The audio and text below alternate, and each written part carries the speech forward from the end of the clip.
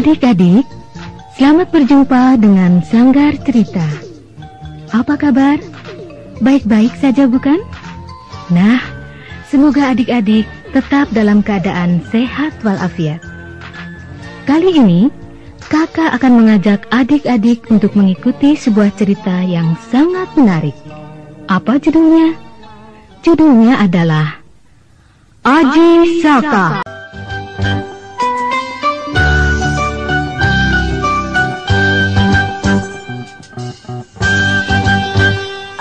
Saka curhat Sambada, tiga pengelana dari tanah India.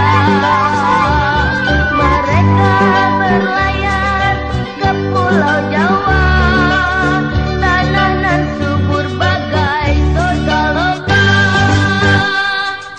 Rakyat menyangka bulan penuh derita, sang raja dewa tingkat karena tiada kira. Datang Aji Saka, satria bijaksana, sang raja dibuatnya jadi bergaya.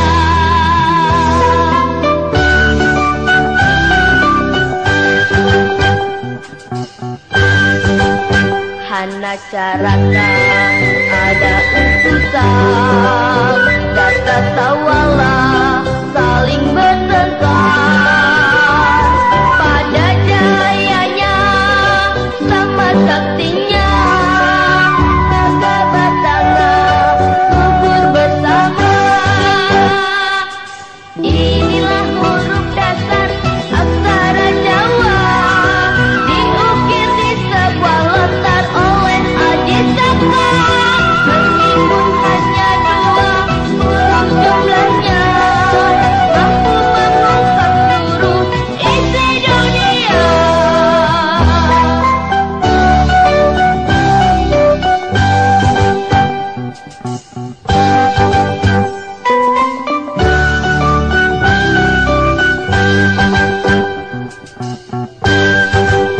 Aji Saka curhat Sambada, tiga pengelana dari tanah India.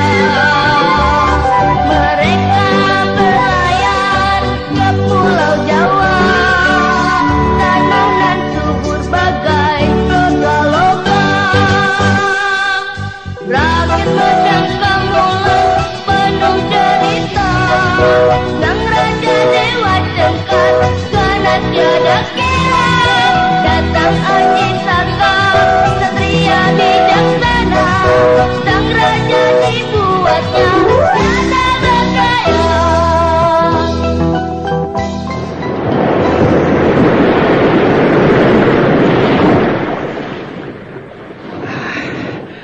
Itu pantainya, Sang Prabu Aji Saka. Benar.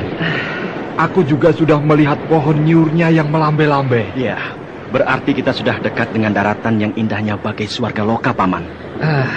Benar, Sang Prabu. Nah, ayo, dayung terus perahu kita.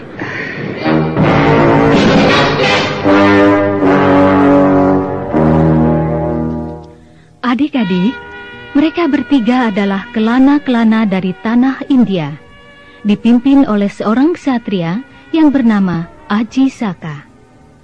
Aji Saka seorang yang gagah perkasa, lagi tampan, berpakaian jubah dan berserban putih. Sebuah keris pusaka terletak di pinggangnya. Sedangkan Dorha dan Sembada adalah pengikutnya yang amat setia. Kita sudah sampai, Paman. Benar, Sang Prabu. Ayo, kita turunkan ke darat barang-barang kita ini. Baik, Sang Prabu.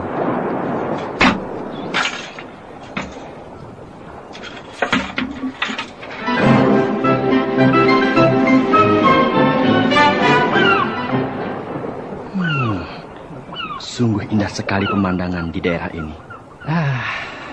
Amat indah dan sangat mengagumkan. Makanya, banyak orang ingin menjelajah daerah ini, Sang Prabu. Iya, aku bersyukur bahwa kita orang yang pertama bisa menjejakkan kaki di sini. Nanti dulu, apa nama daerah ini? Orang bilang daerah ini Tanah Jawa.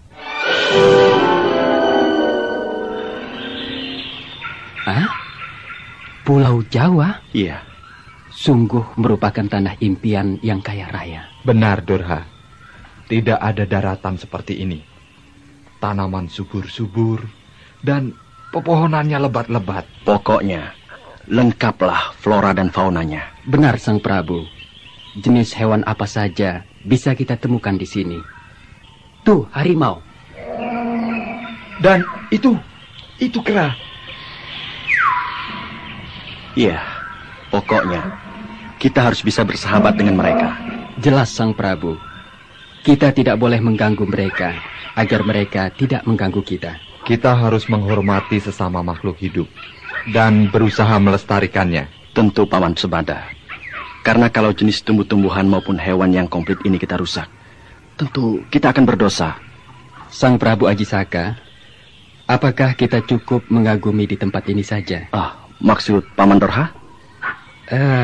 Kalau bisa, kita mengarungi daratan ini semua. Tentu, Paman. Bahkan aku ingin menetap di daerah ini sampai akhir hayatku.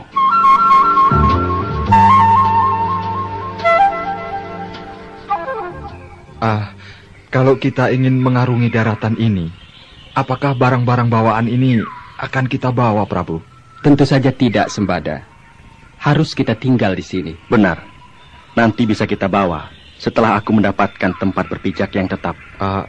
Lalu? Walaupun di sini aman, Paman. Tapi salah satu harus ada yang menunggu di sini. Saya tidak mau, Sang Prabu. Saya juga tidak mau. Saya harus mengikuti perjalanan Sang Prabu.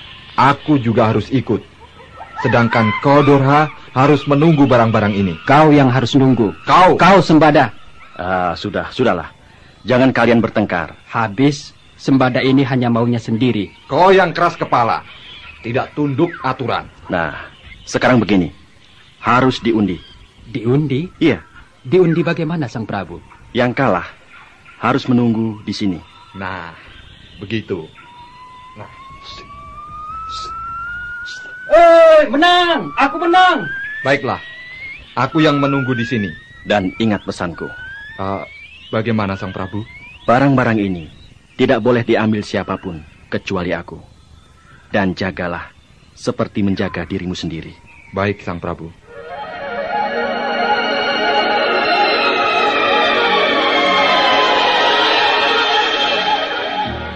Maka berangkatlah Sang Prabu Ajisaka bersama Dorha. Sampailah mereka di sebuah dusun. Sepi sekali. Tidak nampak penghuni dusun ini. Benar, Paman Dorha. Tapi kita harus berani memasuki dusun ini. Jangan-jangan kita dicurigai sebagai pencuri. Kalau perbuatan kita benar, tidak mungkin mereka mencurigai kita. Mari, kita lanjutkan perjalanan kita ini.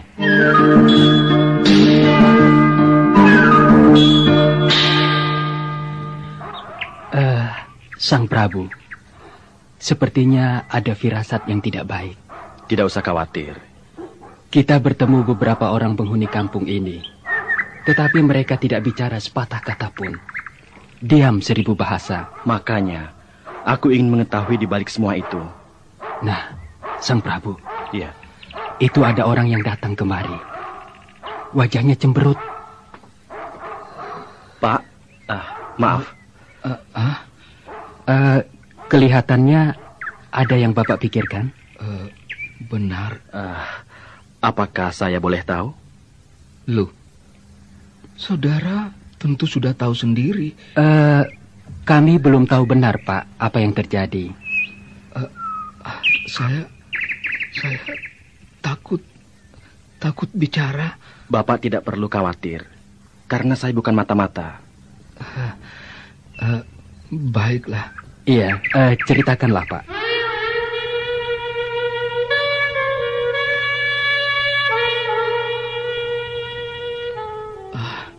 Sungguh saya bersedih karena besok pagi saya harus berpisah dengan anak saya satu-satunya. Loh, kenapa Pak? Kenapa? Karena raja kami, negeri Mendangkamulan ini, Dewata Cengkar akan mengambilnya. Diambil? Iya, untuk dijadikan santapannya. Saya takut. Pak, Bapak tidak perlu khawatir. Saya mau menolong Bapak. Tapi, apa yang Bapak maksudkan itu? Setiap 3 hari sekali, Raja Dewata Cengkar minta seorang pemuda untuk dijadikan kurban itu.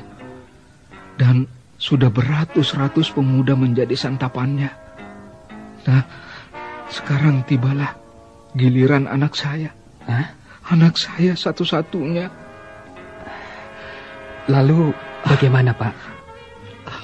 Saya tidak tahu bagaimana caranya untuk menggagalkan niat raja itu. Kalau begitu, saya ingin menjadi penggantinya, Pak.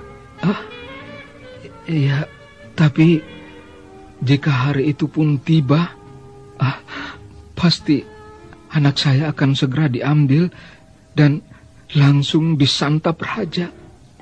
Bapak tidak perlu takut dan khawatir, sebab saya akan berusaha keras menolong anak Bapak. Dan sekali lagi, saya bersedia menjadi pengganti anak Bapak untuk dijadikan santapan raja. Anda masih bersama channel YouTube Satria Collection. Jangan lupa like dan subscribe. Raja Dewata Cengkar sudah tidak sabar lagi menunggu kedatangan pemuda yang akan dijadikan santapannya itu. Maka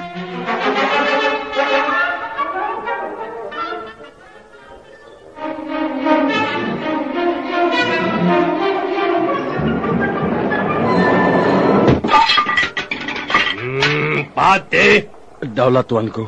mana seorang pemuda yang telah kau janjikan itu, Saya telah datang bersama para pengawal ke rumahnya.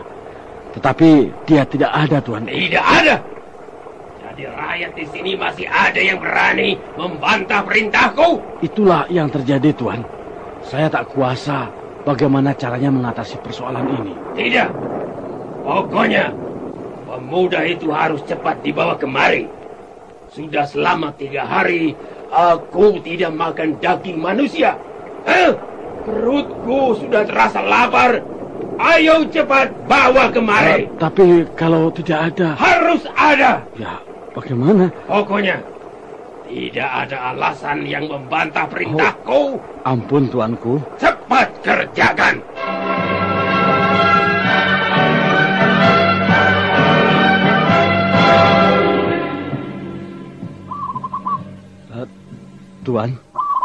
Tuanku. Kau belum berangkat, malah kembali lagi, Saya kembali ada kabar gembira. Apa? Di depan istana ada seorang pemuda tampan yang bersedia menjadi santapan Tuan.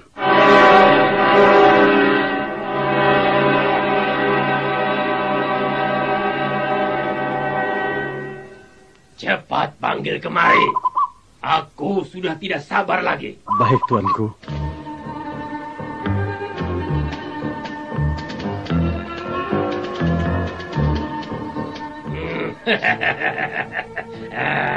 Ini dia si Jali-Jali. Sembah sujud, Tuan. Iya, aku senang kau menghadap kemari, pemuda tampan.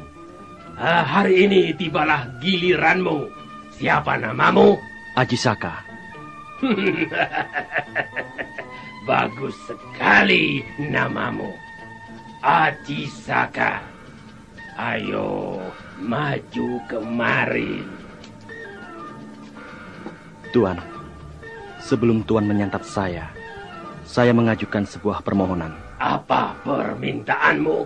Setelah diri saya nanti sudah habis Tuan santap, iya. Saya mohon sebidang tanah selebar ikat kepala ini untuk mengubur tulang-tulang saya. Baik, kerjakan.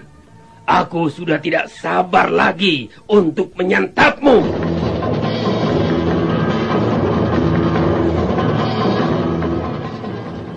ternyata ikat kepala Aji Saka melebar terus tiada henti.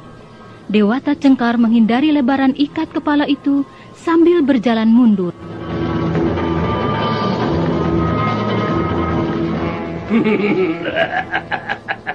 Sungguh ajaib ikat kepalamu. Aku harus menghindari terus. Aduh, bagaimana ini? Aji Saka, cepat angkat ikat kepalamu. Apa yang telah terjadi, terjadilah. Aku tak kuasa mencabut lagi. Ayo, melebar terus. Ayo.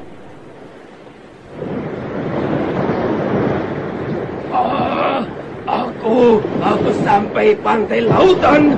Oh, aku tidak bisa menghindari ikat kepalamu, Aji Saka. Laut itu sangat dalam. Bagaimana aku? Ayo terus. Tolonglah aku. Pati, pengawal, tolonglah aku.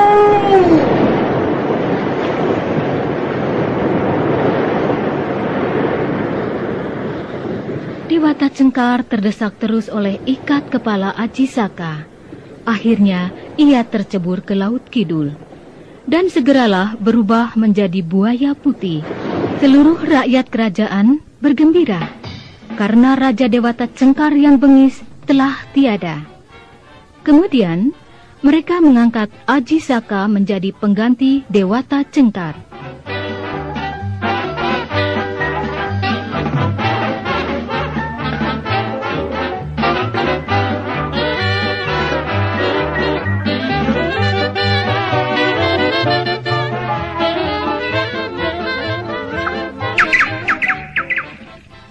Paman Dorha, Daulat Sang Prabu Aji Saka.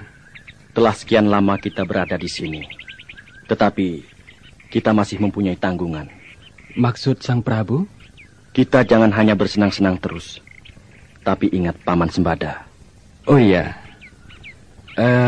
saya ingat Sembada. Dan saya ingat juga barang-barang bawaan kita, Sang Prabu. Nah, inilah tanggungan kita. Harus ada yang menjemput Paman Sembada. Kalau begitu, suruh saja pengawal kerajaan, Sang Prabu. Bagaimana mereka tahu tempatnya, Paman Dorha? Sebab jauh dari sini. Ya, tidak mungkin mereka mengetahuinya. Tetapi bisa diatasi. Bagaimana caranya? Begini, Sang Prabu. Iya. Kita gambar peta itu, lalu kita beri tanda anak panah, jalan yang harus mereka telusuri. Itu jelas tidak mungkin. Karena jalan yang dulu kita lalui pasti sudah berubah menjadi hutan kembali. Lalu? Salah satu jalan. Kau yang harus menjemput ke sana, Paman Dorha. Anda masih bersama channel YouTube Satria Collection. Jangan lupa like dan subscribe. Saya, Sang Prabu? Iya. Tetapi saya sudah tidak ingat lagi jalan yang pernah kita lalui itu, Sang Prabu. Aku akan menyertai perjalananmu, Paman Dorha. Jadi Sang Prabu akan berangkat juga? Bukan begitu maksudku. Kau akan kutuntun dengan jalannya bintang di langit. Bagaimana, Sang Prabu? Jika bintang itu menuju ke selatan, hendaknya kau menuju ke selatan. Jika belok ke tenggara, kau harus mengikuti perjalanan bintang itu. Tapi saya belum tahu mana arah selatan, tenggara, barat daya, dan barat laut, Sang Prabu. Arah-arah yang kau sebutkan itu sesuai dengan perjalanan kita dulu, Paman Dorha. Sewaktu kita mengadakan perjalanan dari negeri kita menuju kemari. Tetapi kan waktu itu banyak perjalanan kita di laut, Sang Prabu. Perjalanan di laut maupun di daratan itu sama. Pokoknya, kau mengikuti arah mata angin yang tepat.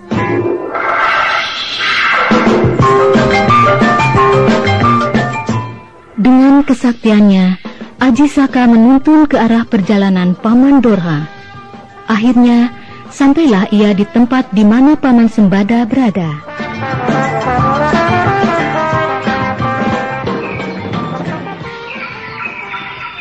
Sembada. Hai, ada kabar apa, Dorha? Aku diutus Sang Prabu Aji Saka untuk mengambil barang-barang ini dan mengajakmu pergi ke istana.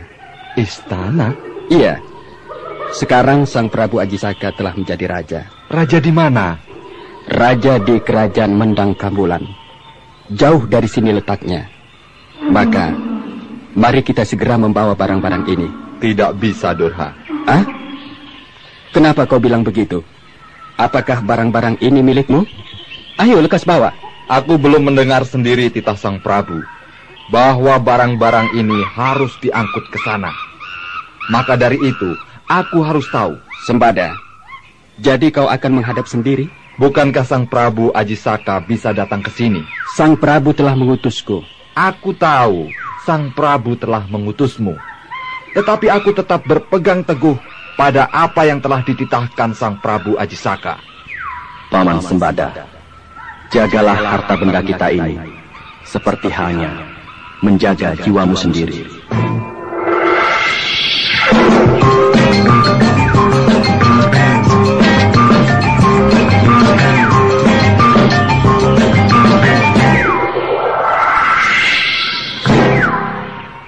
Itulah yang telah dititahkan Sang Prabu kepadaku.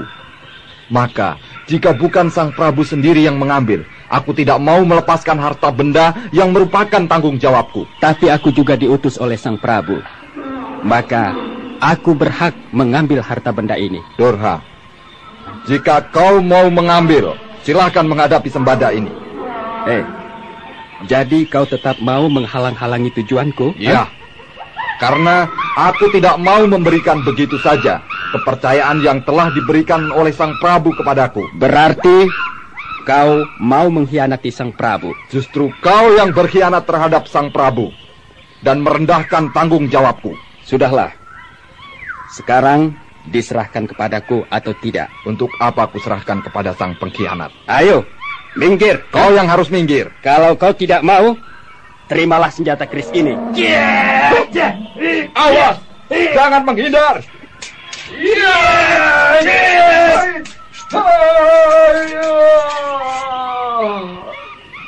Dorha, kau rela membunuhku.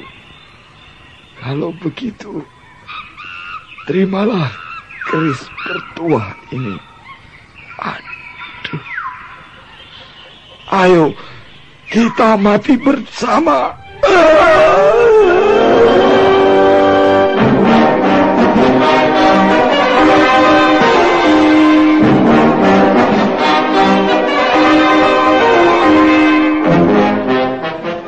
Mereka mati bersama karena mengemban tugas.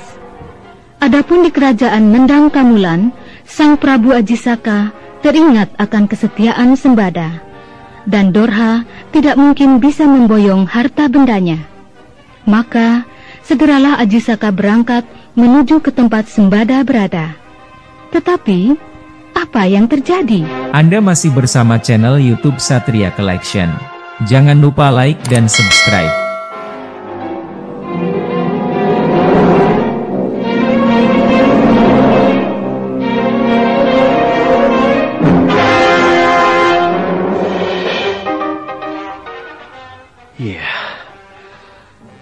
Mereka telah tiada. Oh, Paman Dorha dan Paman Sembada. Oh, inilah kesalahanku. Hana Caraka ada utusan. Data Sawala saling bertengkar. Pada jayanya, sama-sama saktinya. Maga Batanga gugur bersama.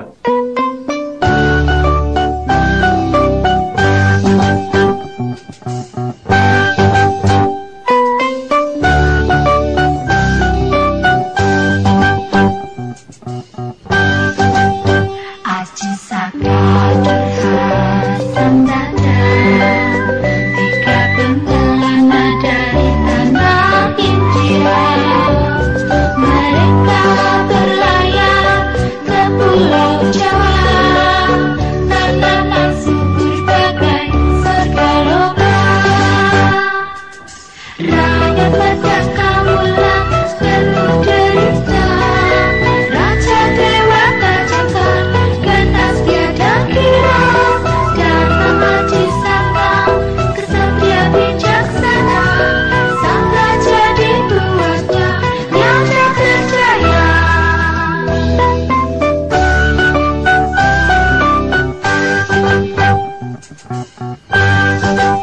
Hana Caraka ada utusan, data sawah saling bertengkar. Pada jayanya sama saktinya, maka pedangnya gugur bersama. Inilah huruf dasar aksara Jawa, diukir di sebuah lontar oleh Aji Saka. Meskipun hanya 20 jumlahnya, mampu mengungkap seluruh isi dunia.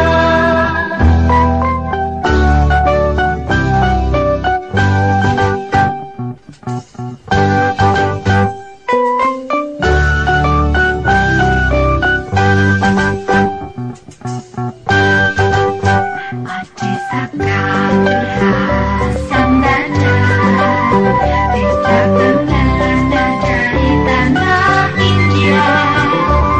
Mereka berlayar ke pulau Jawa, tanah nan subur bagai sedia loka. Raja menyangka wulan penuh derita, raja dewata cekal ganas tiada kira. Datang Aji Saka, kesatria bijaksana, sang raja dikuatnya raja berjaya.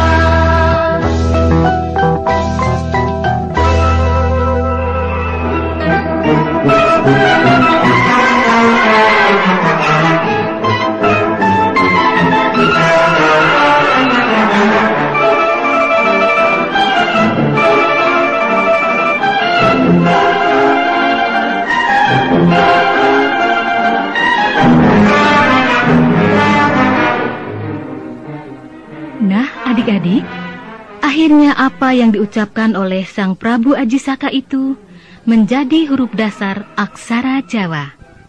Lalu, Sang Prabu Aji Saka mengukirnya pada sebuah lontar. Dan ukirannya itulah yang kemudian dikenal sebagai huruf Jawa. Adik-adik, sampai di sini dulu perjumpaan kita dengan kakak. Semoga kita berjumpa lagi di lain cerita. Selamat berpisah dengan sang cerita, dalam kisah lagu dan cerita.